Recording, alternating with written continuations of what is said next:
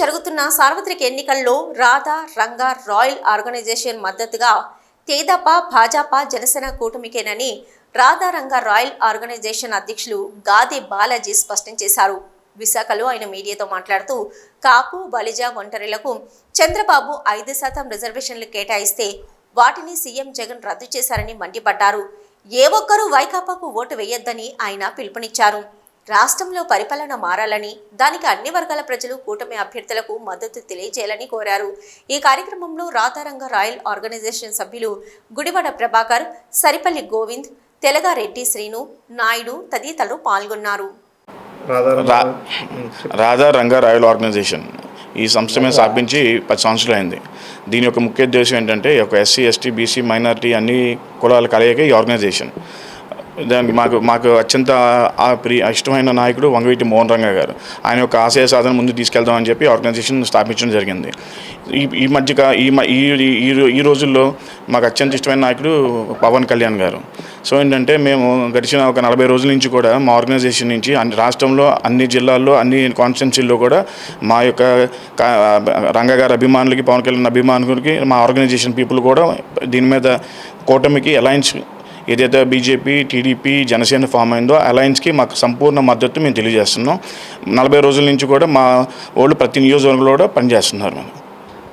అంటే ప్రత్యేకించి మాకు ముఖ్యంగా వంగవీటి మోహన్ రంగా గారి ఆశయం ఏంటంటే బడుగు బలహీన వర్గాలకి ఎవరైతే మద్దతుగా ఉంటారో ఆయన ఎవరికైతే ఉంటారో మాకు సపోర్ట్ చేయమని చెప్పి ఆయన యొక్క ఉద్దేశం అదే. దాన్ని మేము తీసుకుని పనిచేస్తున్నాం.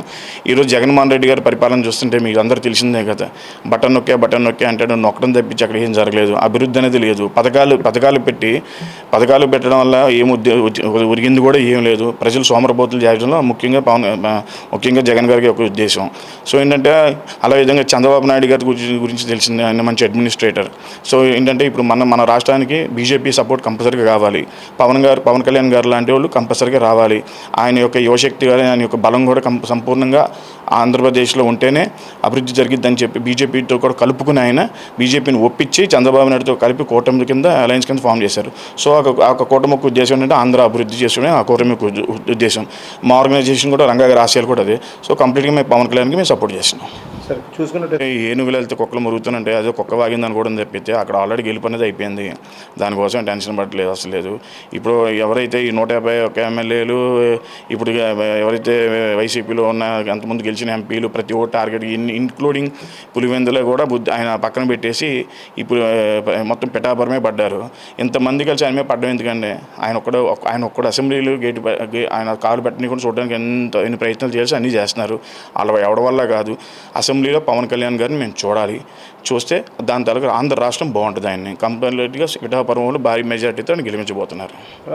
మేము రాధారంగ రాయల్ ఆర్గనైజేషన్ తరఫున మేము కూటమికి పవన్ కళ్యాణ్ గారు పిలిపించిన మేరకు మేము మద్దతు ప్రకటించాం.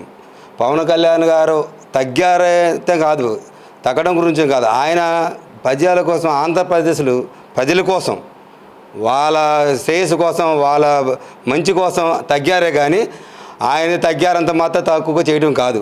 ప్రజల కోసమే ఆయన తగ్గారు. ఆ ఉద్దేశం మేమంతా రాధారంగ రాయల తరఫున పిఠాపురంలోనూ ఆంధ్రప్రదేశ్లో ఉన్న రంగా గారి అభిమానులకి అందరికీ పిలిపించాము.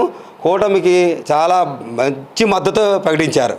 అలాగే వర్క్ చేసుకుంటూ వెళ్తున్నాం. ఒక నియోజకవర్గాన్ని కాదు, 175 వర్గాల్లో ఇప్పుడు పవన్ కళ్యాణ్ గారు మా జనసేన 21 నియోజకవర్గాలు కూర్చుంది.